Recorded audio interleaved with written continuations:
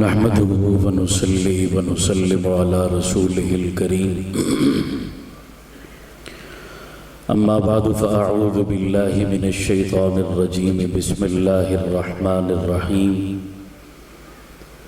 ربنا هب لنا من أزواجنا وذرياتنا قرة أعين واجعلنا للمتقين إماما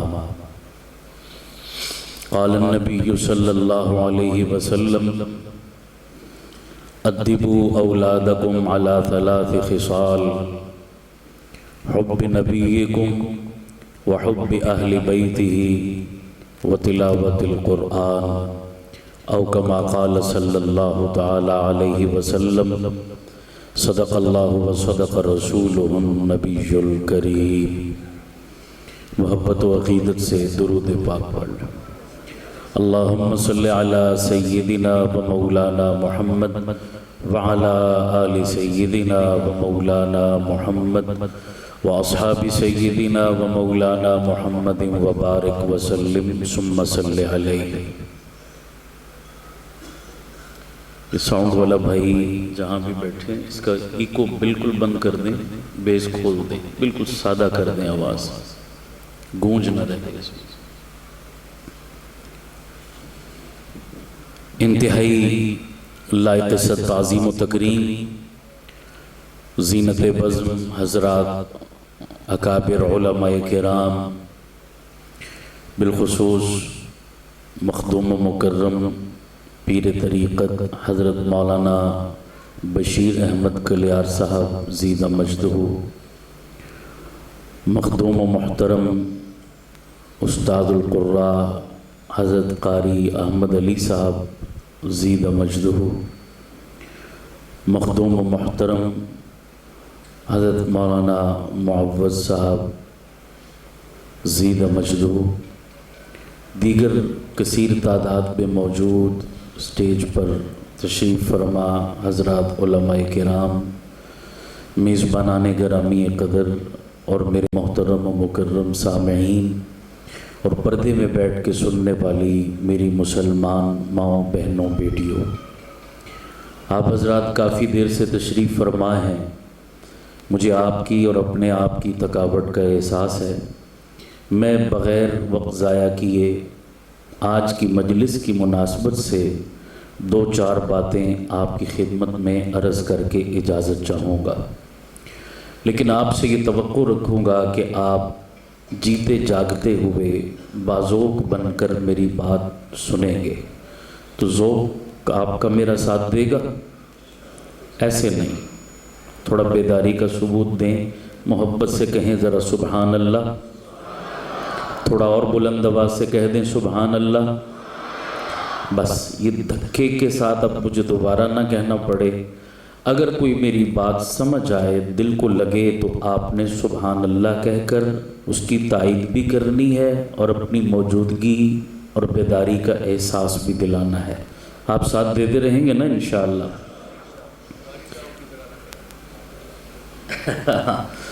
ابھی اتنی خوبصورت تلاوت ماشاءاللہ قاری صاحب نے آپ کو سنائی، لیکن آپ بالکل سمن بکمن بیٹھے رہے، تو اتنی بے ذوقی تو بالکل خاص کر اللہ کے قرآن کے ساتھ تو نہیں ہونی چاہیے۔ اللہ ہمیں باذوق بننے کی توفیق عطا فرمائے۔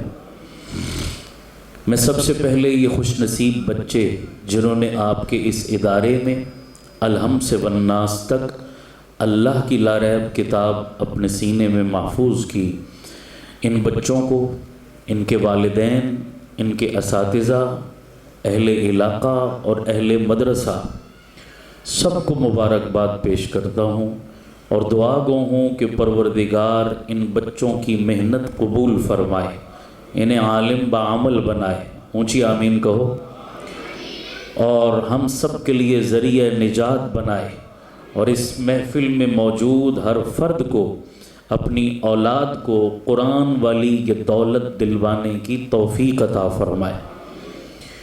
میں اسی مناسبت سے چند باتیں آپ کی خدمت میں عرض کرنا چاہتا ہوں۔ آپ میں سے اکثر حضرات صاحب اولاد بیٹھے ہیں، اور اگر صاحب اولاد نہیں بھی ہیں تو یہ ذمہ داری ایک دن ان کے کندھوں پہ پڑنی ہے، اس لیے مرد بھی اور میری مائیں بہنیں بھی اس بات کو غور سے سنیے گا۔ میں نے جو 2-3 باتیں عرض کرنی ہیں، ایک بات کا تعلق ہمارے عقیدے سے اور 2 باتوں کا تعلق ہمارے عمل سے۔ پہلی بات کہ اللہ تعالیٰ نے ہمیں جتنی بھی دولتیں دنیا میں نعمتیں عطا فرمائی، ان میں سب سے بڑی نعمت ہے اولاد۔ بولو کون سی؟ اور اونچی بولو کون سی؟ یہ اولاد کتنی بڑی نعمت ہے کہ جن کی شادی کو 1 2 4 سال گزر چکے اور وہ اس نعمت سے محروم ہیں، ان سے پوچھو جا کر کہ اولاد کس چیز کا نام ہے۔ ہمیں چونکہ مفت میں مل جاتی ہے یہ نعمت، اس لیے ہمیں اس کی قدر نہیں ہوتی۔ اللہ کی بہت بڑی نعمت ہے، اللہ اس کی قدر کی توفیق عطا فرمائے۔ عقیدے کی بات اولاد سے متعلق ہر چھوٹا بڑا مرد عورت اپنے دل میں بٹھائے کہ ہم سب مسلمان ہیں، اور بحیثیت مسلمان ہمارا عقیدہ ہے نعمتیں دینے والا کون؟ آدھا جواب دے رہے ہیں، پورا دیں، کہیں صرف اللہ۔ نعمتیں دینے والا کون؟ اور اونچی، نعمتیں دینے والا کون؟ تو اولاد دینے والا کون؟ صرف اللہ۔ یہ ہم مسلمانوں کا عقیدہ ہے۔ بنیادی طور پر میں ایک جملہ عرض کرتا ہوں، یہ ذہن نشین فرمائیں۔ میرا اللہ اولاد دینے پہ آئے تو عام بندے کو دے دے، نہ دینے پہ آئے تو اپنے نبی کو بھی نہ دے، اسے کوئی پوچھنے والا۔ اللہ کے ہاتھ میں یہ سب خزانے، آپ قرآن مجید سے پوچھئے۔ اللہ قرآن میں کہتا ہے یَهَبُ لِمَن یَشَاءُ إِنَاثًا، جسے چاہوں بیٹی دوں، وَيَهَبُ لِمَن یَشَاءُ الذُّکُورَ، جسے چاہوں بیٹا دوں، او یُزَوِّجُهُمْ ذُکْرَانًا وَإِنَاثًا، جسے چاہوں بیٹا بیٹی دونوں دوں، یَجْعَلُ مَن یَشَاءُ عَقِیمًا، جسے چاہوں بانجھ کر دوں، مجھے کوئی پوچھنے والا نہیں ہے۔ تو اولاد دینا کس کا کام؟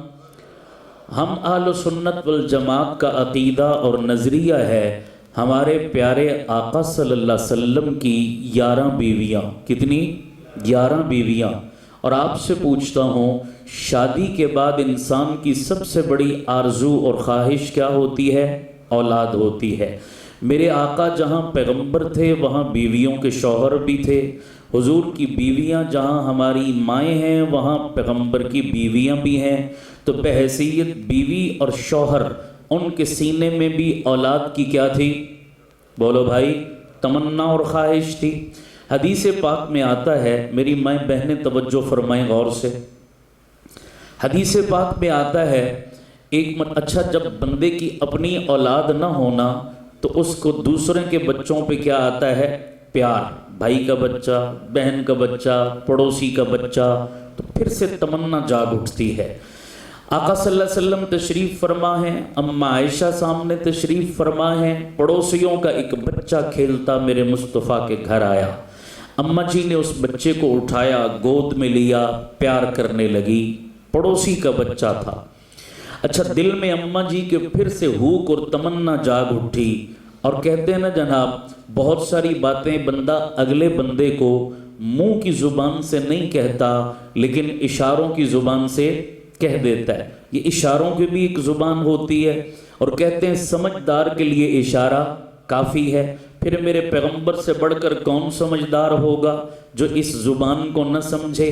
اب اماں جی نے پڑوسی کے بچے کو گود میں لیا، پیار کرنے لگی، اور زبان حال سے آقا کو ایک میسج دیا، ایک پیغام دیا۔ وہ میسج کیا تھا کہ آقا کاش میری گود بھی ہری ہوتی، میرے صحن میں بھی کوئی پھول کھلتا، میرا بھی کوئی بیٹا بیٹی ہوتا، میں بھی اپنی ممتا کی شفقتیں محبتیں اس پر نچھاور کرتی۔ زبان حال سے آقا کو میسج دیا۔ اب مرد بھی سنیں، عورتیں بھی سنیں، اسلام نے ہمیں عقیدہ کیا سکھایا؟ رسول پاک اماں عائشہ کے اس اشارے کو سمجھ گئے کہ عائشہ مجھ سے کس چیز کا تقاضا کر رہی ہے، تو میرے آقا نے محبت میں میرے آقا اماں عائشہ کو حمیرہ کہہ کے مخاطب کرتے۔ حضور نے فرمایا میری حمیرہ، میں جانتا ہوں تو کیا تمنا رکھ رہی ہے، کس چیز کی امید لگائے بیٹھی ہے، لیکن سن میری حمیرہ، میں اپنے اللہ سے تیرے لیے اولاد کی دعا تو کر سکتا ہوں، پر میں محمد تجھے اولاد نہیں دے سکتا۔ میں تیرے لیے اللہ سے اولاد کی دعا کر سکتا ہوں، مگر میں محمد تجھے اولاد نہیں دے سکتا۔ میرے پیغمبر سے بڑھ کر پیر کوئی کائنات میں آیا؟ اونچی آواز سے بولو، کوئی آ سکتا ہے؟ نہیں۔ جب اتنی بڑی ہستی بھی اپنے عمل سے بتا رہی ہے کہ اولاد دینے والا کون؟ اونچی آواز سے صرف اللہ، تو پھر پاکستان کے گلی محلوں میں کون ایسا شخص ہے جو میرے پیغمبر سے بھی بڑھ گیا اور لوگوں کو اولاد دیتا پھرتا ہے؟ اس پر میں ایک چھوٹا سا واقعہ بھی عرض کروں۔ کئی سال پہلے کی بات ہے، میں پنجاب کے کسی علاقے میں کسی پروگرام میں مدعو تھا، غور سے سنیے گا ذرا۔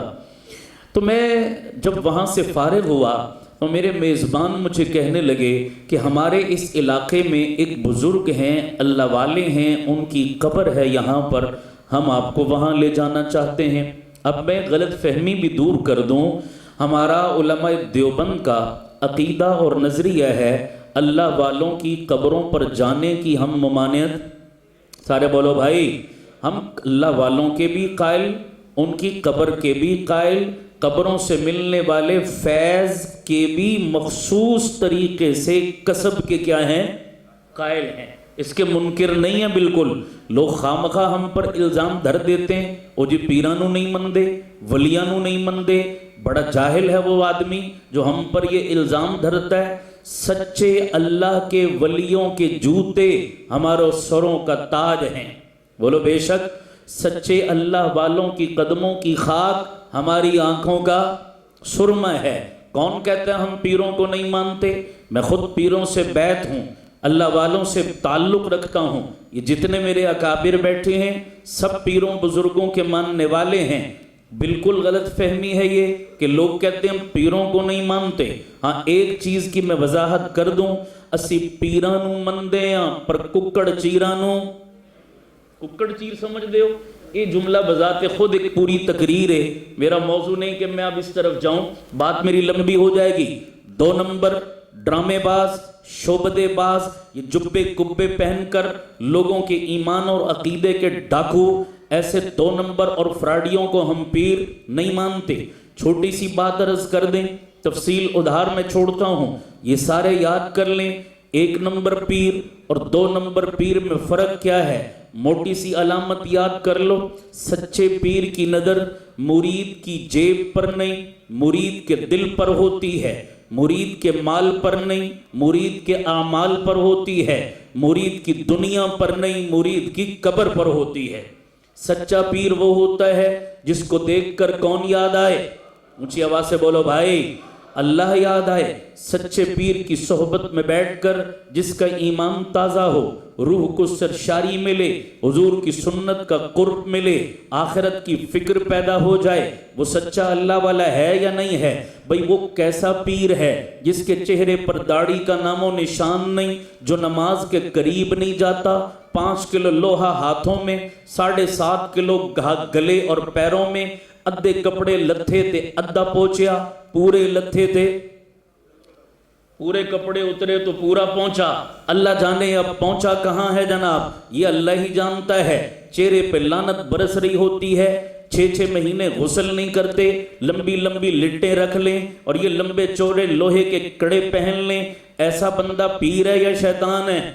اونچی آواز سے بولو بھائی، ایسا بندہ تو شیطان ہوتا ہے، پیر نہیں ہوتا۔ میں نے کئی لوگوں کو دیکھا کہ نشے کر رہے ہیں، چرس پی رہے ہیں، بھنگ پی رہے ہیں اور جناب ہر برائی میں مبتلا ہیں، اور قوم ان کے گوڑے گٹے پکڑ کے بیٹھی ہے کہ جی یہ شاہ صاحب ہیں۔ یہ دل پر لکھو، جڑا اندروں باروں کالا ہووے او شاہ صاحب نہیں، او سیاہ صاحب ہے۔ کیا جملہ بولا؟ وہ شاہ صاحب نہیں ہوتا، وہ کیا ہوتا ہے؟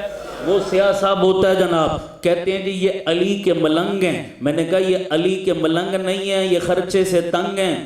تو سمجھ آ رہی نہیں آ رہی؟ ان کو کھانے پینے کو کوئی اور دھندہ نہیں ملا تو انہوں نے لوگوں کی جیبیں بٹورنے کے لیے یہ گیٹ اپ بنا لیا۔ یہ دھندا اپنا لیا، یہ سب دھندے باز اور شعبدے باز ہیں۔ اور یہ بات بھی یاد رکھو، آج کل لوگ پیر اس کو کہتے ہیں جو تعویذ لکھے۔ آج کل لوگوں کی نظر میں پیر وہ ہوتا ہے جو کیا لکھے، جڑا تعویذ نہیں لکھدا او پیر۔ مجھ سے قسم لے لو، یہ علماء بیٹھے ہیں، کوئی بندہ مجھے بتائے وہ پیر بننے کے لیے تعویذ لکھنا شرط ہے؟ کیوں جی؟ حضرت بھی پیر ہے ماشاءاللہ بیٹھے ہیں، کوئی مجھے بتائے پیر بننے کے لیے تعویذ لکھنا شرط ہے؟ اور بولو سارے یار، کہیں نہیں لکھا ہوا جناب پیر۔ اور جو پیر وہ ہوتا ہے جو تعویذ لکھے، اور جو تعویذ لکھے صرف پیر نہیں وہ شاہ صاحب بھی بن جاتا ہے۔ بھئی نہ وہ شاہ ہے نہ وہ پیر ہے، تعویذ تو شریعت کے دائرے میں رہ کر کوئی بندہ بھی لکھ سکتا ہے، لیکن ایک بندے نے ساری زندگی تعویذ لکھے ضروری نہیں وہ پیر ہو، اور ایک بندہ متبع سنت اللہ والا ہے ساری زندگی تعویذ نہیں لکھا پھر بھی وہ پیر ہے۔ سمجھ آ رہی نہیں آ رہی؟ یہ فرق ہے۔ ایک بندہ ہمارے نظر میں وہ بھی کہ ہم سمجھتے ہیں جو اوٹ پٹانگ کام کر دے، جو کوئی کرامت دکھا دے، جو کوئی انہونی دکھا دے، ہم کہتے ہیں وہ پیر ہے۔ اور جو کرامت نہ دکھا سکے، کوئی انہونی نہ دکھا سکے، کوئی تھابڑے مار کے بیڑے پار نہ لگا سکے، وہ پیر نہیں ہوتا۔ میں آپ کو موٹی سی اصول بتا دیتا ہوں، حضرت جنید بغدادی سے بڑا کوئی پیر نہیں آیا۔ اتنے بڑے پیر بلکہ پیروں کے بھی پیر تھے۔ ہمارے جیسا ایک کمزور عقیدے کا بندہ حضرت جنید بغدادی کی خدمت میں شہرت اور نام سن کے چلا گیا اور سمجھنے لگا کہ پیروں ہوں دے نے جڑے تھاپڑے مار کے بیڑے پار کر دیں دے نے۔ اس نے کہا چلو میں بھی جنید بغدادی کے پاس جاؤں، اتنے بڑے پیر ہیں، کوئی تھاپڑا میرے اوپر بھی لگے گا میرا کام بھی بن جائے گا۔ کرامتیں ذہن میں رکھ کر چلا گیا، وہاں جا کر 3 دن بیٹھا رہا۔ جنید بغدادی سے کوئی کرامت، بولو کوئی انہونی چیز ہوتی بھی نہیں دیکھی کہ انہوں نے پھونک مار کے بیڑے پار کیے ہوں۔ رستہ دے دوں حضرت تشریف لے آئے۔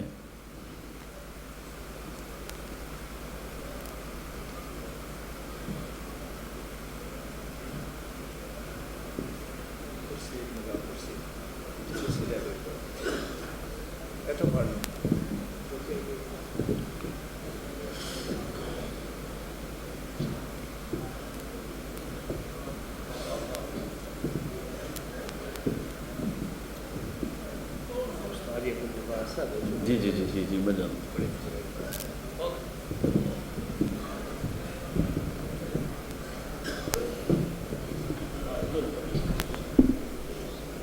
السلام علیکم۔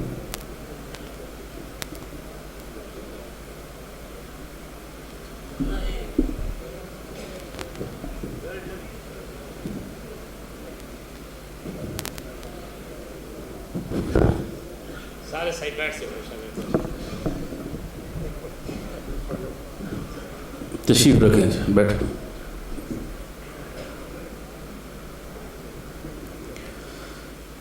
اللہ اکبر۔ دیکھو جی عنوان بھی یہی چل رہا ہے اور حضرت بھی تشریف لے آئے۔ سچے اللہ والوں کی زیارت کرو، اللہ ہمیں ایسے پیروں بزرگوں کی قدردانی کی توفیق عطا فرمائے، آمین کہہ دو سارے۔ توجہ ہے سب کی؟ توجہ ہے سب کی؟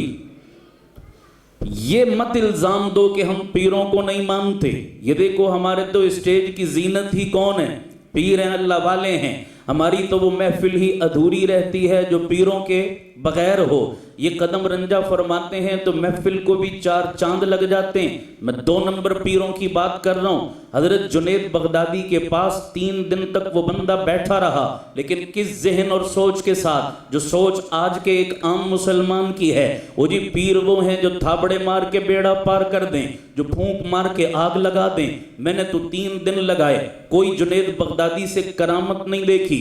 3 دن کے بعد بوریا بستر اٹھایا اور چل پڑا۔ حضرت جنید بغدادی نے پوچھا، توجہ رہے، حضرت جنید بغدادی نے پوچھا بیٹا 3 دن آئے بیٹھے رہے، کچھ پوچھا بھی نہیں، کچھ سیکھا بھی نہیں، کچھ بولا بھی نہیں، اور جا رہے ہو 3 دن کے بعد، وجہ کیا ہے؟ اس نوجوان نے کہا حضرت جی میں تو آپ کی بڑی شہرت سن کے آیا تھا، آپ اتنے بڑے نامی گرامی پیر ہیں، یہ سے وہ کر دیتے ہیں، میں نے تو 3 دن میں کچھ بھی ایسا نہیں دیکھا، آپ کیسے پیر ہیں؟ میں تو مایوس ہو کے جا رہا ہوں۔ حضرت جنید بغدادی نے فرمایا بیٹا 3 دن تم میری صحبت میں رہے، تم نے میرا کھانا، میرا پینا، میرا سونا، میرا جاگنا، میرے تمام معاملات کو دیکھا؟ کہا جی بالکل میں نے دیکھا۔ کہا بیٹا بتاؤ ان 3 دن میں کوئی کام مجھے پیغمبر کی سنت کے خلاف کرتے دیکھا؟ نوجوان کہنے لگا نہیں حضرت میں نے کوئی کام خلاف سنت کرتے نہیں دیکھا۔ جنید بغدادی فرمانے لگے ظالم اس سے بڑی کون سی کرامت مانگتا ہے، اس سے بڑی کون سی کرامت مانگتا ہے کہ 3 دن میں نے کوئی کام محمد کی سنت کے خلاف نہیں کیا؟ تو پتہ چلا پیر بننے کے لیے کرامتیں دکھانا شرط نہیں، اتباع سنت شرط ہے۔ نبی کی سنت کی پیروی کیا ہے؟ شرط ہے۔ لیکن جس پیر کی زندگی میں سنت نہیں وہ کیسا پیر ہے؟ وہ تو شعبدے باز ہے۔ تو اسی پیرانوں مندے ہیں پر ککڑ چیرانوں نہیں مندے۔ کیا آپ مانیں گے؟ یقیناً آپ بھی نہیں مانیں گے۔ سچے پیروں کی اللہ ہمیں قدردانی کی، استفادے کی توفیق عطا فرمائے۔ تو وہ خیر وہ ساتھی مجھے میزبان کہنے لگے کہ جی یہ بزرگ ہیں ان کی قبر ہے، ہم آپ کو وہاں لے جانا چاہتے ہیں۔ میں نے کہا جی بالکل ضرور جائیں گے۔ ہم ان کی قبر پہ حاضر ہوئے، فاتحہ پڑھی، جب نکلنے لگے تو وہ ساتھی مجھے کہنے لگے کہ یہ جی ان بزرگوں کا جو مزار ہے، اس مزار کا یہ صحن ہے، اس صحن کے درمیان میں ایک بیری کا بوٹا لگا ہوا ہے۔ مجھے انہوں نے دکھایا، کہنے لگے جی یہ اصل میں دکھانے کے لیے آپ کو لائے تھے، یہ جو بیری کا بوٹا ہے نا، اس علاقے کے لوگوں کا عقیدہ اتنا کمزور ہے کہ اس علاقے کی عورتوں جن کے ہاں اولاد نہ ہوتی ہو وہ آتی ہیں اور ان بزرگوں کے پاس آ کر قبر پر، ان بزرگوں کا نام تھا بابا شاہ جمال، تو وہ آ کر ان بزرگوں کی قبر پہ ان سے اولاد مانگتی اور اولاد کی دعا کر کے پھر بیری کے درخت کے نیچے جولی پھیلا کر بیٹھ جاتی، اور اگر بیری کے درخت سے 2 بیر جولی میں گرتے تو علامت ہوتی بیٹا ہوگا، 1 بیر گرتا علامت ہوتی کہ بیٹی ہوگی، کچھ نہ گرتا تو علامت ہوتی کہ کچھ بھی نہیں ہوگا۔ اب دیسی لوگوں کے طریقے بھی دیسی ہوتے ہیں نا جناب، شریعت تو عربی میں آئی، قرآن و حدیث تو عربی میں آیا، ہر موقع کی مسنون دعائیں تو عربی میں آئی۔ اب لوگوں نے جو خود ساختہ چیزیں بنائی ہیں اور دین کے اندر گھسیڑی ہیں، وہ چیزیں اپنی پنجابی زبان سے اور اپنے علاقائی الفاظ سے پہچانی جاتی ہیں کہ یہ علاقائی ایجاد ہے، پیغمبر کی شریعت کا حصہ نہیں۔ اب لوگوں نے یہ اعتقاد بھی مذہبی طور پر اپنی طرف سے بنایا تو الفاظ بھی اپنے ہی ڈالے، مسنون الفاظ نہیں تھے کہ کسی غیر اللہ سے جا کر اولاد مانگی جائے۔ اگر پیغمبر سے ثابت ہوتا تو مانگنے کے الفاظ بھی پیغمبر کی سنت سے ثابت ہوتے، یہ چونکہ عمل پیغمبر سے ثابت نہیں تھا تو الفاظ بھی پیغمبر کی سنت کے نہیں تھے، اپنی طرف سے ایجاد کیے۔ تو عورتیں جا کر بابا جی کی قبر پہ کیا مانگتی؟ یا بابا شاہ جمال پتر دیمی رتا لال۔ ایجاد بھی دیسی تھی تو الفاظ بھی کیا تھے جی؟ دیسی تھے۔ یا بابا شاہ جمال پتر دیوی رتا لال۔ اب میرٹ بھی بڑا سٹینڈرڈ بھی ہائی ہے، کالا کلوٹا نہیں چاہیے، سانولا سلونا نہیں چاہیے، رتا لال چاہیے۔ یہ عقیدے پیر صاحب لے ککڑ تدے پتر یہ لوگوں کے نعرے ہیں، یہ دعائیں ایجاد کر رکھی ہیں جناب۔ مجھے بڑا جھٹکا لگا، میں نے کہا یا اللہ، اللہ کی صفت مخلوق کو تقسیم کر دی، نبی بھی اولاد کس سے مانگ رہا ہے؟ اللہ سے۔ جب نبی کسی کو نہیں دے سکتا، بابا شاہ جمال کیسے دے سکتا ہے؟ بھئی بابا شاہ جمال کی محبت عقیدت میرے سر آنکھوں پر، لیکن بابا شاہ جمال اللہ کے منصب پر کب سے بیٹھ گیا؟ مجھے تجسس ہوا، میں نے بابا شاہ جمال کے اپنے حالات زندگی کا مطالعہ کیا تو میں حیران رہ گیا کہ پورا علاقہ جس بابا شاہ جمال سے آ کر اولاد مانگتا ہے، اس بابا شاہ جمال کی اپنی اولاد ہی کوئی نہیں،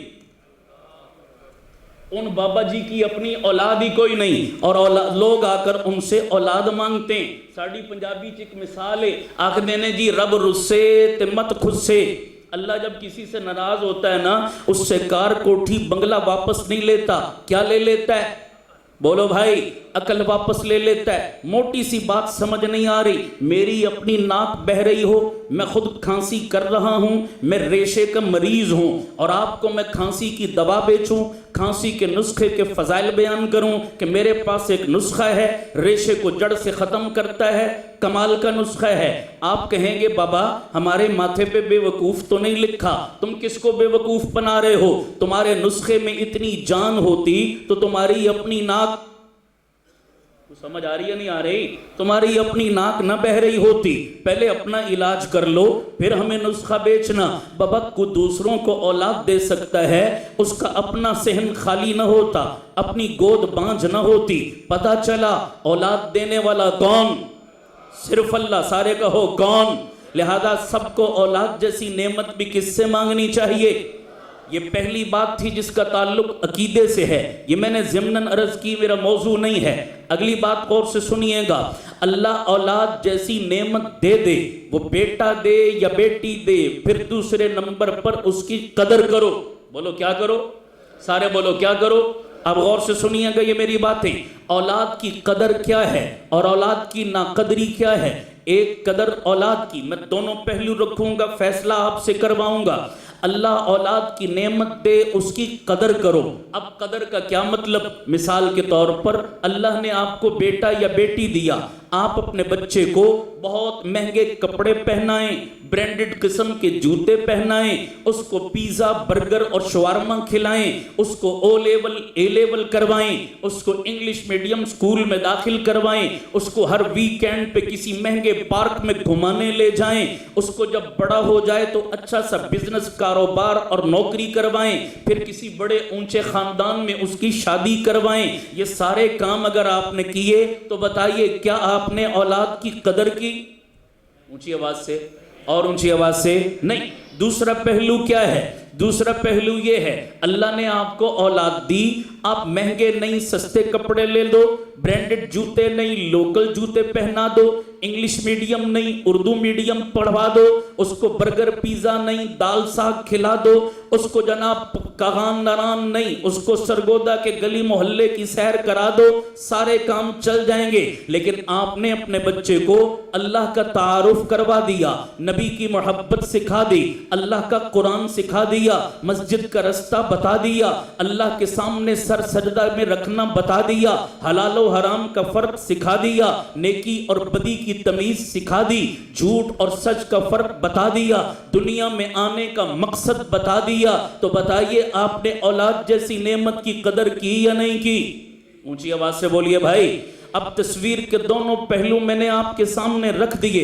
ہر باپ اور ماں گھر جا کر سوچے کہ اللہ نے مجھے بیٹا دیا بیٹی دی، کیا میں واقعتاً اس کی قدر کر رہا ہوں یا نہ قدری کر رہا ہوں؟ اللہ ہمیں اولاد جیسی نعمت کی قدر کرنے کی توفیق عطا فرمائے، آمین کہہ دو سارے۔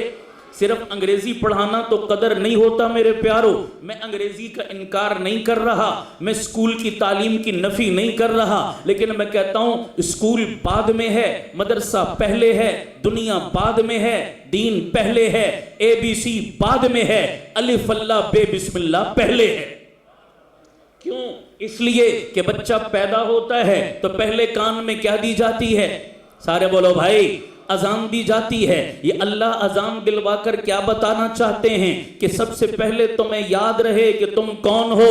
مسلمان۔ بولو کون ہو؟ میرے نبی نے فرمایا جب بچہ بولنے پر قادر ہو تو سب سے پہلے اللہ کا نام بولے، سب سے پہلے بچے کی زبان سے اگر اللہ کا نام نکلے تو اللہ ماں باپ کے پچھلے تمام گناہوں کو معاف کر دیتے ہیں۔ یہ اسلام کی اہمیت ہے کہ پہلے مسلمان ہو تو پہلے قرآن سکھاؤ، پہلے مسلمان ہو اللہ اللہ سکھاؤ۔ انگریزی کا نمبر بعد میں آئے گا، اسکول کالج کا نمبر بعد میں آئے گا، یہ فرق ملحوظ رہنا چاہیے، بہت ضروری ہے۔ توجہ رکھنا، میں اگلی بات بھی بڑی اہم ہے جس کا تعلق ہماری معاشرت سے ہے، اس کو بھی ذرا میری مائیں بہنیں بھی سنیں، مرد بھی سنیں۔ میں نے کتنے لوگوں کو دیکھا وہ یہ کہتے ہیں وہ جی اللہ نے بیٹا دیا تھا، اسی 4 جماعتاں سکول پڑھایا، پھر اس نے چنگی نوکری لا دیتا، پھر اس نے چنگی بزنس اور دکان پا دیتی، وہ بزنس سیٹ کر دیا، اب اس کی شادی ہم نے کر دی، کہتے ہیں جی اسی اپنا فرض، بولو بھائی کیا کہتے ہیں؟ ہم نے اپنا فرض یہ 2-3 کام کر کے ہم نے ادا کر دیا، بس جی بڑی بھاری ذمہ داری تھی ادا کر دی۔ میں پوری ذمہ داری سے کہنے لگا ہوں، سننا ذرا غور سے۔ والدین سمجھتے ہیں 4 جماعتیں سکول پڑھا لو، نوکری دلوا دو، رشتہ کروا دو، بس یہ ذمہ داری تھی ہم نے پوری کر لی۔ اللہ کی قسم نہیں، اس سے بڑھ کر اور کتنی ذمہ داریاں ہیں جو شریعت نے ہم پر عائد کی ہیں ہمیں پتہ ہی۔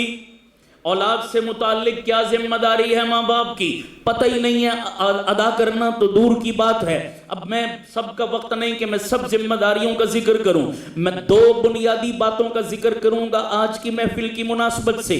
بڑی پتے کی باتیں ہیں، اگر یہ بھی آپ نے پلے باندھ لی بڑا مسئلہ حل ہو جائے گا جناب۔ پہلی بنیادی ذمہ داری، ابھی ہمارا بچہ پیدا نہیں ہوا، دنیا میں نہیں آیا، ابھی ہماری شادی بھی نہیں ہوئی، لیکن ہمارے بچے کا حق ہم پر عائد ہو چکا۔ ابھی ہماری شادی بھی، بولو بھائی، شادی بھی نہیں ہوئی، بچہ تو بعد میں آئے گا جناب، لیکن وہ بچہ جس نے 20 سال 30 سال بعد آنا ہے، اس کی ذمہ داری ابھی سے ہم پر کیا ہو چکی؟ عائد۔ وہ کون سی ذمہ داری ہے؟ بنیادی سمجھنا۔ کہتے ہیں جناب لمحوں نے خطا کی، صدیوں نے سزا پائی، بعض دفعہ چھوٹی سی مسٹیک ہوتی ہے لیکن اس کی سزا نسلیں بھگتتی ہیں، زمانہ بھگتتا ہے۔ آج بھی وہی بنیادی مسٹیک، بنیادی غلطی جو ہمارے معاشرے کا ہر دوسرا یا تیسرا باپ کر رہا ہے اور پھر نسلیں کی نسلیں اس کی سزا بھگت رہی ہیں، یہ ہمارے معاشرے میں غلطی عام ہے۔ وہ بنیادی غلطی جس کا تعلق ہماری اولاد کے حق سے تھا، وہ غلطی ہم کیا کرتے ہیں؟ سب چھوٹے بڑے مرد و عورت دل پر لکھو، شادی کرتے وقت نیک سیرت عورت کا، بلکہ میں یوں کہتا ہوں شادی کرتے وقت رشتے کا انتخاب ٹھیک، ذرا میرے ساتھ بولیے آپ اس جملے کو میں کیا سمجھانے لگا ہوں۔ رشتہ کرتے وقت رشتے کا انتخاب ٹھیک، بولو رشتے کا انتخاب ٹھیک۔ رشتہ چاہے بیٹے کا کریں چاہے بیٹی کا کریں، آج یہ جو بچے بگڑے، بے دین، بے نمازی، نافرمان، آوارہ، بدچلن، بد فطرت، بد اخلاق بن رہے ہیں، بنیادی وجہ کیا ہے؟ مسٹیک کہاں ہوئی؟ ٹھوکر کہاں سے لگی؟ شادی کرتے وقت رشتے کا انتخاب ٹھیک، بولو بھائی، نہیں کیا۔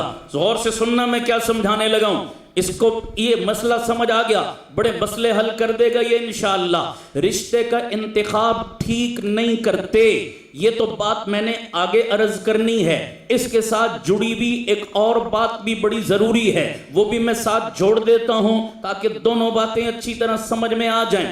نمبر 1، رشتے کا انتخاب ٹھیک نہیں کرتے، لیکن اس سے پہلے ہم ایک غلطی اور کرتے ہیں، اپنے بچوں کے رشتے وقت پر۔ آج ہمارے معاشرے میں دیکھو زنا عام ہے یا نہیں ہے، بدکاری عام ہے یا نہیں ہے، بے حیائی عام ہے یا نہیں ہے۔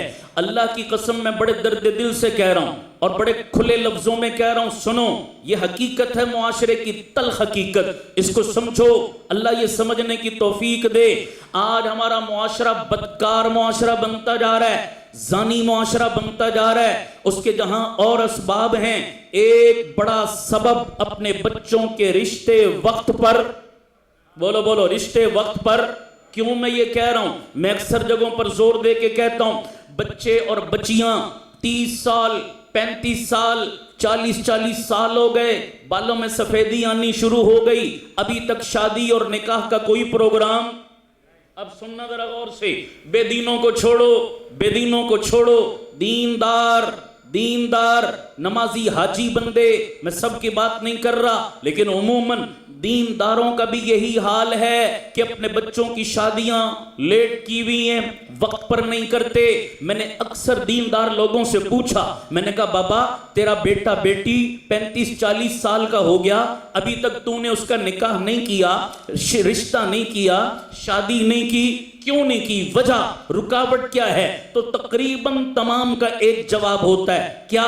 او جی میرا پتر تھوڑا سیٹ ہو جائے پھر میں اس دی، یہی رکاوٹ ہے سب سے بڑی۔ سننا میں کیا کہنے لگا ہوں، جی میرا پتر تھوڑا سیٹ ہو جائے پھر میں اس دا بیاہ کرنا ہے، پھر میں اس دی شادی کرنی ہے۔ پڑھے لکھے لوگ بیٹھے ہو، میں ایک سوال ہے، مجھے کوئی بندہ سمجھا دے، میں اس کا احسان مانوں گا، بڑا احسان ہوگا اس کا میرے اوپر۔ مجھے کوئی بندہ بتائے یہ سیٹ ہونے کا پیمانہ کیا ہے توجہ آپ کی؟ میری باتوں سے پریشان تو نہیں ہو گئے؟ پتہ نہیں، میں نے نہیں پتا تسی کس قسم کی تقریراں پسند کر دے ہو، کیوں حضرت؟ مزاج کا نہیں پتا ہوتا نا جناب، بعض لوگ سر پسند کرتے ہیں، شعر پسند کرتے ہیں، تو سر مینو اللہ دیتی کو نہیں تو شعر مینو آندا کوئی نہیں، آکھو سبحان اللہ۔ یہ دو میں کم تو میں فارغ ہوں بالکل. میں سر کی نفی نہیں کر رہا, اللہ کی دین ہے, اللہ جس کو دے دے, مجھے نہیں ہے سر دی نہیں اللہ نے مجھے, میری یہ رکھیاں سکھیاں گلاں نے پر کم دیا نے, اللہ سانو سمجھنے دی توفیق دے. سمجھ آ رہی ہے میری بات؟ 5 کلو کا سر نہیں, 2 چٹان کی زبان ہلاؤ. سمجھ آ رہی ہے میری بات؟ سننا غور سے سننا ذرا. جی میرا پتر سیٹ ہو جائے پھر میں اس دا بیاہ کرنا ہے. اب آپ کا احسان ہوگا مجھ پر, مجھے بتاؤ یہ سیٹ ہونے کا پیمانہ کیا ہے؟ کون سا ایسا موڑ ہے, کون سی ایسی سطح ہے جس پر بندہ پہنچے تو ہم کہہ سکیں کہ اب یہ کیا ہے, اب یہ سیٹ ہے؟ پیمانہ کیا ہے؟ چلو جوانوں کو چھوڑو, اس مجمع میں 60-70 سال کے بزرگ بھی مجھے بیٹھے نظر آ رہے ہیں. کوئی 70 سال کے بزرگ بابا جی کھڑے ہو جائیں اور وہ کھڑے ہو کے کہیں بھئی میں ہوں سیٹ ہاں. نہیں سمجھے میں کیا کہنے لگا؟ کوئی 70 سالہ بابا جی کھڑے ہو جائیں اور وہ یہ دعویٰ کر کے کہہ دیں کہ بھئی 70 سالے چ میں ہوں. وہ بولو بھائی ہے کوئی دعویٰ کر سکتا ہے؟ ہوں میں نے دسو جتھے 70 سال دے بابا جی سیٹ نہیں, 25-30 سال والا جوان سیٹ ہو سکتا ہے؟ پوچھی بولو سارے یار. آپ کہیں گے جی یہ سرگودا کا مضافات کا گاؤں, کیا نام ہے اس گاؤں کا جی؟ 72 چک. یہ تو ایک گاؤں ہے, دیہات ہے, دیہات کے لوگ غریب لوگ ہوتے ہیں, سفید پوش لوگ ہوتے ہیں. ایک کتھوں سیٹ ہون, سیٹ تو ہوں گے لاہور والے, سیٹ تو ہوں گے اسلام آباد والے, سیٹ تو ہوں گے بڑے بڑے شہروں والے. ایک کتھوں سیٹ ہونے نے. چلو میں آپ کو بڑے شہر میں لے چلتا ہوں, میرا تعلق پنڈی سے ہے, میں ذاتی تجربہ بتا رہا ہوں جناب.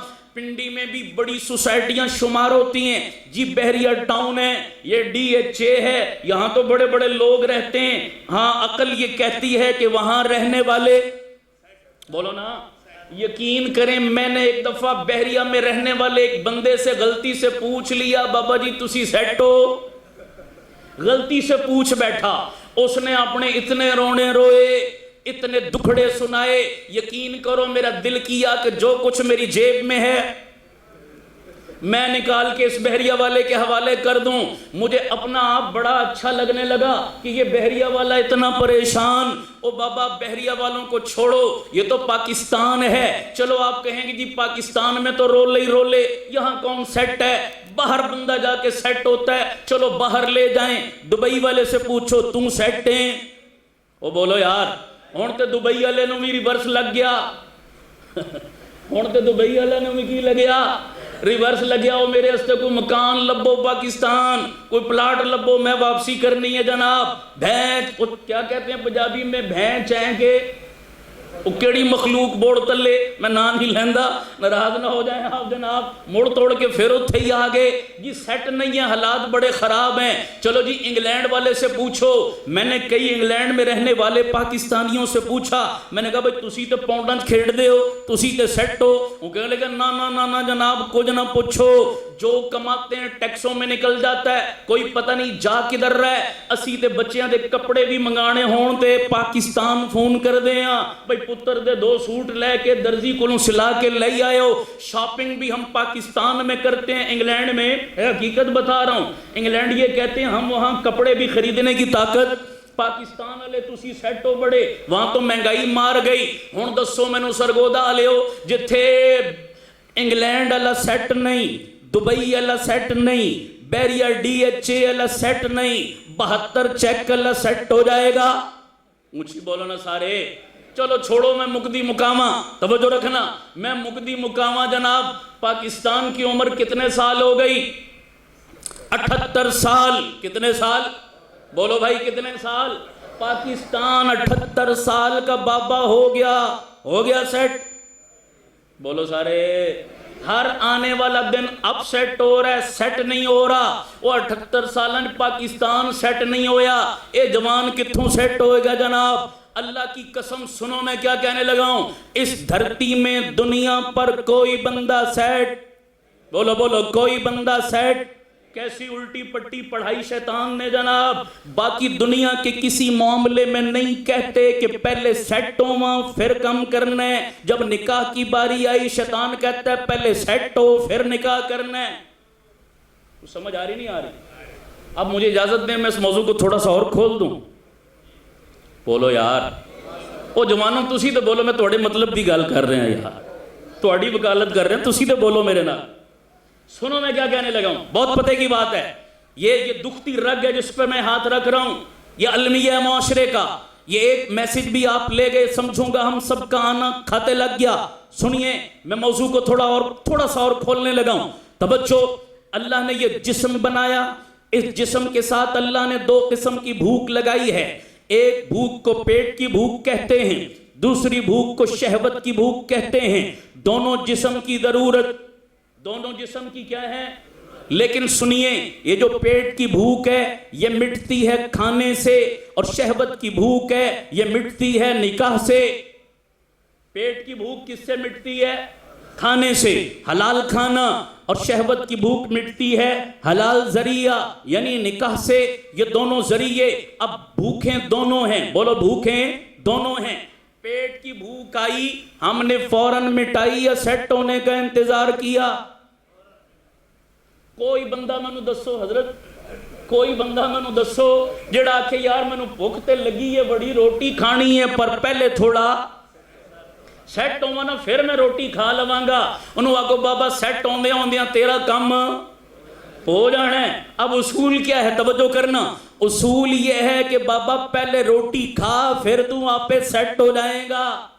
اصول یہی ہے، پہلے پیٹ کی بھوک مٹا پھر کیا ہو جائے گا؟ سیٹ ہو جائے گا. لیکن دوے پاسے تک کو شیطان کیڑی پٹی پڑھائیے، اس کو کہو شہوت کی بھوک لگی ہے، اس کو بھی مٹا، نکاح کر. اتھے کی آکھن لگا پہلے میں سیٹ ہوا نا پھر میں بھوک مٹانی ہے. اب یہی ہو رہا ہے نا جناب.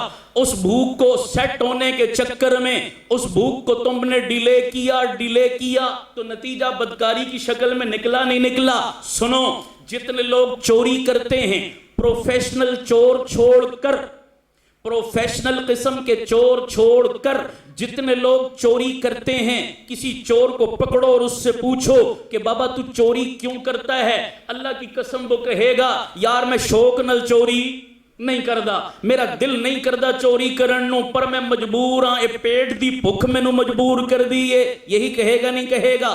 کیا مطلب؟ مطلب یہ ہے کہ جب اس بندے پر حلال کے دروازے بند کر دو، حلال کی رسائی بند کر دو، تو پھر وہ کس طرف جائے گا؟ حرام کی طرف. اگر اسی چور کو حلال طریقے سے روزی روٹی مل جاتی وہ کبھی چوری کی طرف.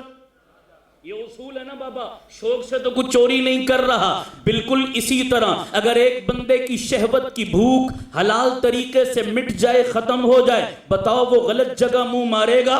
وہ بدکاری کی طرف جائے گا؟ ہم نے حلال کو مشکل بنایا. آج میرے معاشرے کا المیہ دیکھو، میں بڑے دکھ سے کہہ رہا ہوں خدا کی قسم، آج کے معاشرے میں زنا آسان بنا دیا، نکاح مشکل بنا دیا. جیب میں معذرت کے ساتھ میرے لفظ سخت ہیں لیکن یہ تلخ حقیقت ہے، اس کو برداشت کرو. جیب میں 200 روپیہ ہو زنا کر سکتا ہے، جیب میں 2 لاکھ روپیہ بھی ہو نکاح نہیں کر سکتا.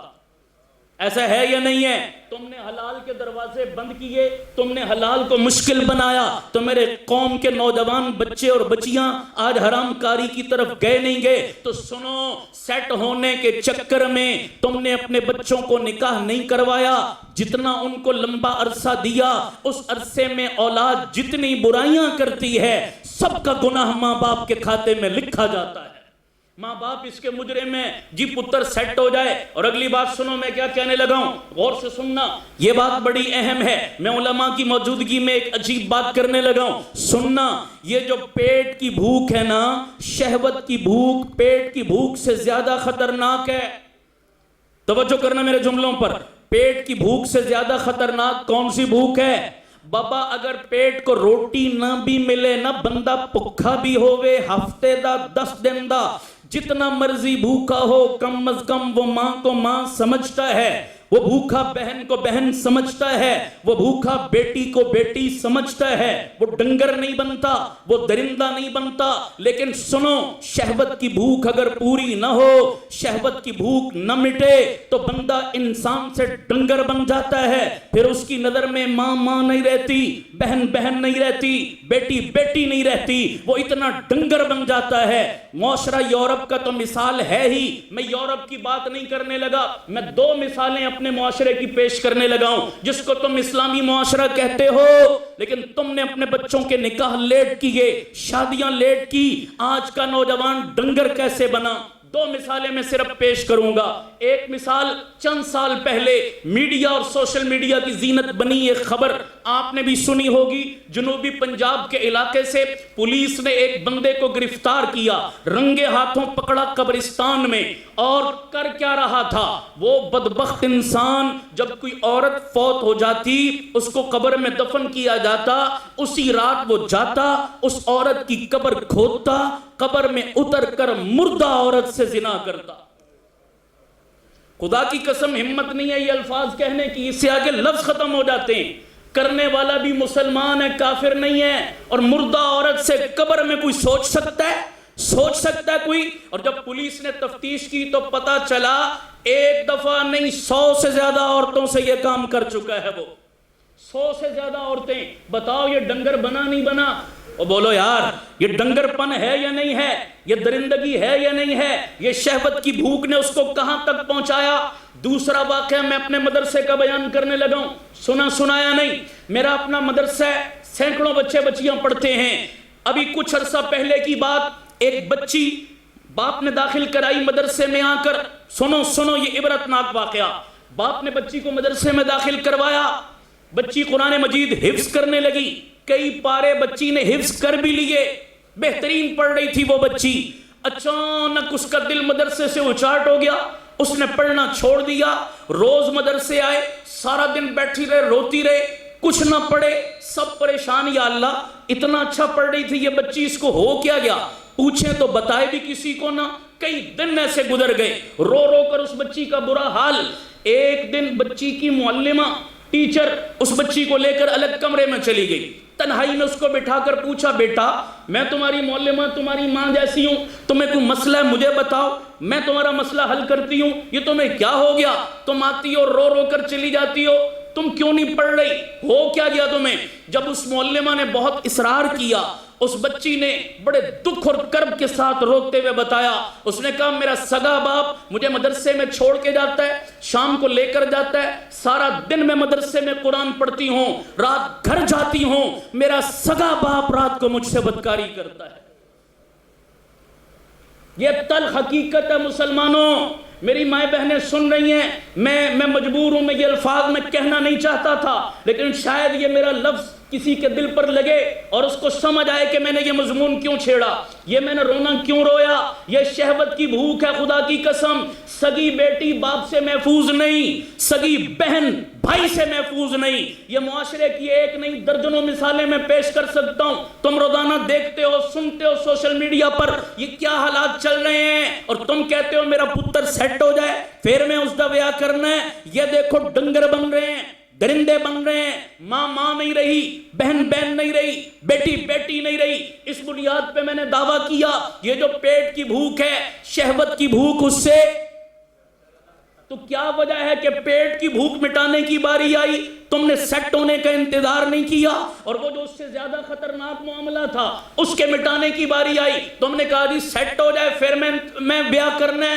اب سنو، میں اگلی بات کرنے لگا ہوں، اس بات کو میں کلوز کرنے لگا ہوں۔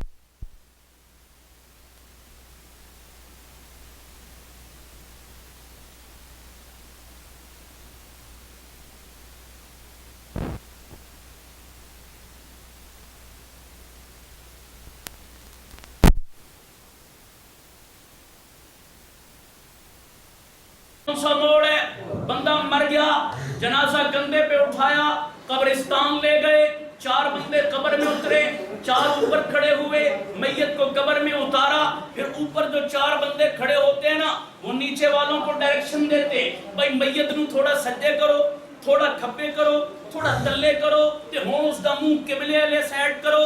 جب منہ قبلے والی سائڈ ہو جاتا ہے نا پھر اوپر سے ایک آواز آتی ہے، ہون اتھے سیٹے، بڑی بات کر رہی ہوں میں، آخر میں ایک آواز آتی ہے ہونے تھے۔ مجھے پیدا کرنے والے رب کی قسم ہے اس سے پہلے کوئی بندہ سیٹ تو تمہیں کس نے یہ پٹی پڑھائی؟ چلو چھوڑو، میں نہیں لمبی تفصیل کر رہا، آپ قرآن سے پوچھ لیتے ہیں قرآن تو بتا 80 بچیاں دی شادی کدوں کریے سیٹ کر کے کریں کیا کریں ہم تو کہتے ہیں بچہ سیٹ ہو جائے پھر شادی کریں گے آپ قرآن کا فتویٰ دینے لگا کسی مولوی صاحب کا نہیں قرآن سے پوچھو علماء موجود ہیں سمجھ آئے تو ایک دفعہ سبحان اللہ کی گونج آنی چاہیے بات پوری کر لینے دو پھر کہنا سبحان اللہ سمجھ آئے جس کو وہ بولے جس کو میرے یہ مدعا سمجھ آیا قرآن تو بتا کیا کریں قرآن کہتا ہے انکحوا الایام منکم والصالحین من عبادکم و امائکم قرآن کہتا ہے لوگوں اپنے ماتحتوں کے نکاح کرو مولا کیسے نکاح کریں ابھی تو یہ سیٹ نہیں ہوئے قرآن کہتا ہے ان یکونوا فقراء یغنہم اللہ من فضل نکاح کرنا تمہارا کام ہے اس کی برکت سے سیٹ کر دینا مجھ رب کا کام ہے تم کہتے ہو ہم سیٹ ہوں گے تب نکاح کریں گے قرآن کہتا ہے نکاح کرو میں اس کی برکت سے سیٹ کر دوں گا سبحان اللہ میرا ساری تقریر اسی پر ہوگی میری اگلی بات رہے گی چلوں آگے چلوں بنیادی مسٹیک کیا ہوئی بنیادی مسٹیک ہوئی ہم نے بچوں کے رشتے وقت پر بولو بھائی آج کے بعد ارادہ کرو بلا وجہ تاخیر فوراً سے پہلے حدیث میں آتا ہے حضور نے فرمایا جنازہ تیار ہو جائے تو دیر نماز کا وقت ہو جائے تو ادا کرنے میں دیر اور اولاد بالغ ہو جائے تو نکاح کرنے میں دیر اب باقی تفصیل اپنے علماء سے پوچھیے آپ آ کر میں آگے چل رہا ہوں اگلی بنیادی مسٹیک ہم کیا کرتے ہیں یا تو رشتہ لیٹ کیا اور جب کیا تو رشتے کا انتخاب ٹھیک رشتے کا انتخاب ٹھیک اب میں آپ کی بولی میں شارٹ کٹ بتا رہا ہوں سننا ذرا غور سے پبلک کے ہاں رشتے کا معیار کیا ہے اور شریعت کے ہاں کیا ہے میں بڑے آسان لفظوں میں بتانے لگا ہوں عوام میں بیٹے کا رشتہ کرنا ہو یا بیٹی کا ہمارے ہاں دو چیزیں معیار ہیں نمبر 1 چمڑی تو نمبر 2 دمڑی یار تھوڑی بولی ہے سمجھ آیا یا نہیں سمجھ رہے ہو نہیں سمجھ رہے نمبر 1 چمڑی تو نمبر 2 دمڑی کیا مطلب رشتہ بیٹے کا ہے یا بیٹی کا چمڑی دیکھو رنگ گورا چٹا ہونا چاہیے شکل خوبصورت ہونی چاہیے اور دوسرے نمبر پہ دمڑی پیسہ دیکھو بڑا خاندان بڑا سٹیٹس مال جائیداد مربع جہیز کہتے جی بڑا فوراً ہاں کر دے اور رشتہ بڑا چل گئے ایسے کہتے ہیں نہیں کہتے توجہ رکھنا میں کیا کہنے لگا ہوں ہاں جی یہ معیار ہمارا صحیح ہے یا غلط اونچی آواز سے بولو بھائی کیوں غلط ہم نے عارضی آشیانے کا انتخاب کیا جو شاخ نازک پہ آشیانہ بنے گا ناپائیدار چمڑی جڑی ہے چمڑی توجہ رکھنا یہ چمڑی اور رنگ اور چہرے کی کشش یہ عارضی چیز ہے یا ہمیشہ رہنے والی بندہ جب تک جوان ہے نا جوان چہرے کی کشش بولو 40 سال کا بارڈر جب بندہ کراس کرتا ہے جب بھٹا ہوتا ہے نا بندہ تو زمانے کے ساتھ ساتھ ایک دور ایسا بھی آتا ہے کسی چھوارا بیکھے وہ بولو چھوارے دے لگیا لکیرہ بیکھی ہیں اللہ کی قسم وہ لکیر چہرہ جس پر کبھی نگاہ ہٹانے کو دل نہیں کرتا تھا آج اس چہرے پہ نگاہ ڈالنے کو دل ہن تک کو تسی جڑا چمڑی ویکھ کے رشتہ کیتا جدوں تک چمڑی برقرار میاں بیوی دی محبت بھی برقرار جدوں چہرے دا جغرافیہ بدلیا تے میاں بیوی دی محبت دا پیمانہ بھی میں صرف اشارے پہ اکتفا کر رہا ہوں دمڑی او تے چمڑی تو بھی زیادہ بے وفا ہے چمڑی تے پھر کوئی 5-10 سال کٹ جاندی ہے تے دمڑی تے تہاڑا نہیں کٹ دی ایسا ہی ہے یا نہیں دمڑی تو گھنٹہ نہیں نکالتی آج میری جیب ہے کل ہمارے پاکستان میں ٹرکوں کا کلچر ہے نا جناب دنیا جہان کے اقوال زرعی ٹرکوں کی دیواروں پر لکھے ہوتے ہیں جناب سمجھ آ رہی کدی کو کم دی گل بھی لب جاندی ہے تو میں ایک شعر پڑھے ٹرک پیچھے لکھیا وہ لکھیا سی جناب سب رشتہ دار ہوتے ہیں جب کچھ پاس ہوتا ہے غریبی توڑ دیتی ہے جو رشتہ خاص ہوتا ہے حقیقت ہے یا نہیں ہے جیب گرم ہے تو دور والے بھی نیڑ والے ہو گئے تو جیب خالی ہے تو سگا پراوی اسلام یہ تو ہم روزانہ دیکھتے ہیں معاشرے چمڑی اور دمڑی اسلام نے منع نہیں کیا کہ شکل صورت تکنی نہیں مال و دولت خاندان کف دیکھنا ہی نہیں دیکھو لیکن یہ تمام چیزیں دوسرے نمبر پر ہیں پہلے نمبر پر اللہ کا دین ہے بولو پہلے نمبر پر اللہ کا، سارے بولو پہلے نمبر پر اللہ کا دین ہمیشہ رہنے والا یا عارضی؟ تو جو رشتے دین کی بنیاد پر ہوتے ہیں ان کی محبت بھی کیا ہوتی ہے؟ ہمیشہ۔ اب ایک بات اور کہتا ہوں، غور سے سنو۔ شکل و صورت، چمڑی دمڑی دوسرے نمبر پر، ایمان، اسلام، دین پہلے نمبر پر۔ میرے نبی نے فرمایا فَاظْفُرْ بِذَاتِ الدین، دین کو پرائرٹی دو، دین کو اہمیت دو، دین کو اولیت دو۔ جہاں رشتہ کر رہے ہو اس گھر میں پہلے کیا دیکھو؟ دین۔ بولو کیا دیکھو؟ اب ایک جملہ اور کہنے لگا ہوں، تشریح ادھار ہے، جملہ سنو۔ دینداری میں بھی نماز روزہ بعد میں دیکھو، عقیدہ پہلے دیکھو۔ میں بڑی قیمتی بات ہے یہ۔ دینداری میں بھی نماز روزہ اور عقیدہ، سارے بولو عقیدہ۔ سنو اب ایک بات، میرے پاس ایک بندہ آیا ابھی کچھ عرصہ پہلے کی بات، اس نے آ کر اپنا دکھڑا سنایا۔ اس نے کہا جی میں نے اپنی بیٹی کی شادی کی، 5 سال ہو گئے، میرے نواسے نواسیاں ہو چکے، 5 سال کے بعد آج مجھے پتا چلا کہ میرا داماد تو قادیانی ہے۔ میں نے کہا ظالم یہ تو نکاح ہوا ہی نہیں، یہ تو 5 سال بدکاری ہوئی ہے، اور اس بدکاری کا ذمہ دار تو باپ ہے۔ جب بیٹی کا رشتہ لے کر گیا تھا تو نے داماد کا کاروبار پوچھا تھا، نوکری پوچھی تھی، تنخواہ پوچھی تھی، خاندان پوچھا تھا، بینک بیلنس پوچھا تھا، مکان پوچھا تھا، تو نے ہر چیز پوچھی۔ ظالم جو پوچھنے والی چیز تھی وہ کیوں نہیں پوچھی؟ عقیدہ کیوں نہیں پوچھا؟ آج کتنے فیس بک پر دیکھو تباہی پھری ہوئی ہے، خدا کی قسم۔ نوجوان لڑکے لڑکیاں فیس بک پہ بیٹھے ہیں اور گمنام دوستیاں رشتوں میں بدل رہی ہیں۔ آج کوئی پتہ نہیں لڑکے کو کہ لڑکی کون ہے، لڑکی کو نہیں پتہ لڑکا کون ہے، اور ایک نئی پٹی اس نئی نسل کو پڑھا دی گئی، کہتے ہیں جی پیار کرنا لیندہ تے کوئی مذہب نہیں ہوندا۔ پیار خود بہت بڑا مذہب ہے، پیار کرنے والوں کے لیے کوئی مذہب نہیں ہوتا۔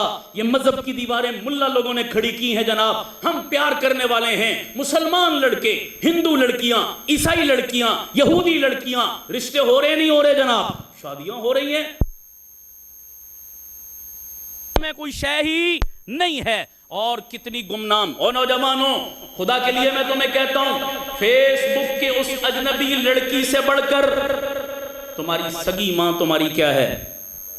بولو خیر خواہ ہے یہ۔ فیس بک تو دھوکے کا گھر ہے بھائی۔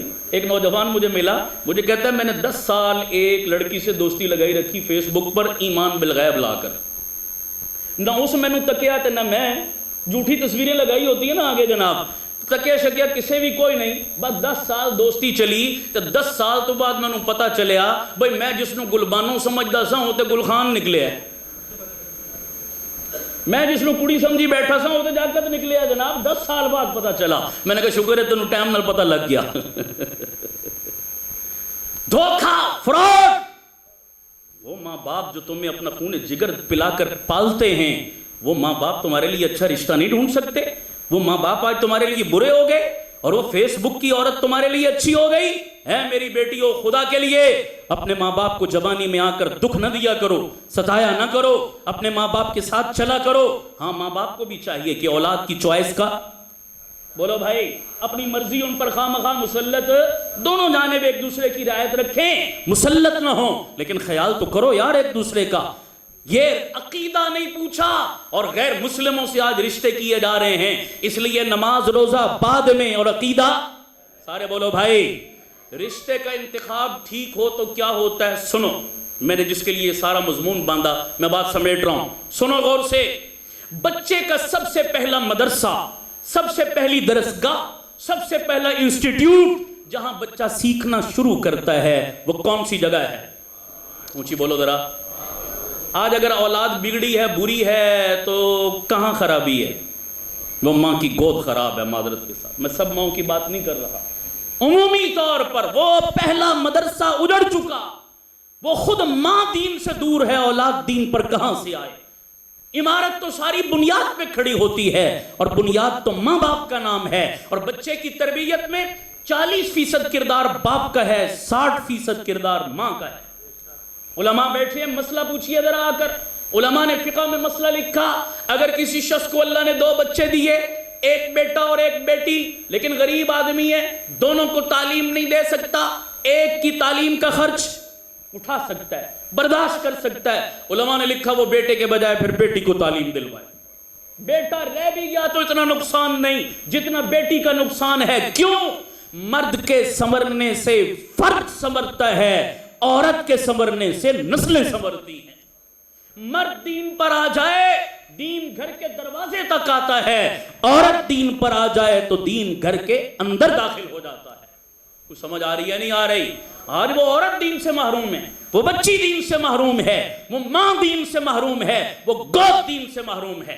خواجہ نظام الدین اولیاء رحمت اللہ علیہ اس بر صغیر میں اولیاء کی فہرست میں سر فہرست نام آتا ہے. اللہ والوں کا اس بر صغیر میں دین کی تبلیغ و اشاعت میں بہت بڑا کردار ہے. سنو میں پھر پیروں کا حوالہ دے کر بات ختم کرنے لگا ہوں. بات میں نے شروع بھی پیروں سے کی اور ختم بھی کس پہ کر رہا ہوں. حالے بھی تسی سانوں الزام دیو تو پھر اللہ ہی تانوں پوچھے. سمجھ آ رہی ہے نہیں آ رہی؟ سنو خواجہ نظام الدین اولیاء رحمت اللہ علیہ کتنے بڑے اللہ والے. توجہ مائیں بہنیں بھی توجہ کریں. بر صغیر کا تبلیغی دورہ کر کے واپس لوٹے. ایک طویل دورہ تھا. گھر پہنچے نا اپنی اماں جی کو آ کر کہنے لگی اماں جی اج میں بڑا خوش ہاں مینوں مبارک دیو. اماں کہنے لگی پتر کس چیز دی مبارک؟ کہ اماں جدوں میں گھروں نکلیا تے میں کلا ساں, ہن میں پورے بر صغیر دا تبلیغی دورہ کر کے آیا, لکھاں لوکاں نوں اللہ میرے ذریعے ہدایت دے دیتی. لاکھوں لوگ, کئیوں نے کلمہ پڑھا, کئیوں نے توبہ کی, کئیوں نے شراب چھوڑی, کوئی نمازی بنا. لاکھوں لوگوں کی زندگی میں انقلاب لانے والا اللہ ہے, ذریعہ میں بنا. اللہ نے مجھ سے اتنا بڑا کام لیا. اماں جی منو کی دیو بولو. ماں پتہ کیا کہنے لگی؟ ماں کہنے لگی پترا بجائے اس دے میں تنوں مبارک دیاں تو منو دے. اماں جی میں تونوں کیوں مبارک دیاں؟ کہا میرے لال ایک کمال تیرا نہیں, ایک کمال میرا ہے. کہا اماں جی توڑا کی کمال ہے اسے چھے؟ سنو میری پوری تقریر کا خلاصہ اور نچوڑ. اماں جی آپ کا کیا کمال ہے؟ کہا میرا بچیا جدوں تو نکاح سے نا میری گود سے تے میں تنوں دودھ پلاندی ساں, تے دودھ پلان تو پہلے میں وضو کر کے 2 نفل پڑھ دی ساں, تے میں تنوں گود وچ لے کے اللہ دے قرآن دیاں لوریاں دے کے تنوں میں دودھ پلاندی ساں. اج وہ دودھ اپنا اثر دکھا رہا ہے, اج وہ دودھ اپنا ریزلٹ دے رہا ہے, آج وہ اپنی آؤٹ پٹ دے رہا ہے. اب بتاؤ سرگودا والو, جس بچے نے اتنی پاکیزہ گود میں پرورش پائی ہو, اتنے پاکیزہ ماحول میں پروان چڑھا ہو, وہ نظام الدین اولیاء نہ بنے تو کیا بنے پھر؟